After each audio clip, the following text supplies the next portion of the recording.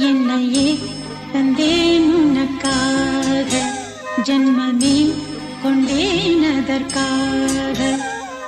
நான் உரை நீங்க மாட்டேன், நீங்கினால் தூங்க மாட்டேன். சேர்ந்ததே நம் ஜீவனே சுந்தரி, கண்ணால் ஒரு சேதி சொல்லடி, இந்நாள் அல்ல தேதி.